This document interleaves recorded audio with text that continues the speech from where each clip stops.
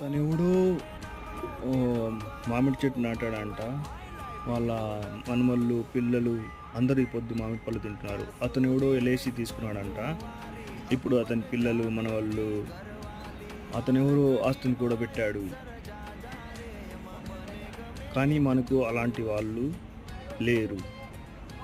మనం రాబోయే తరాలకి మనమే మన పేరు చెప్పుకునేలాగా మనం స్టార్ట్ చేయాలి.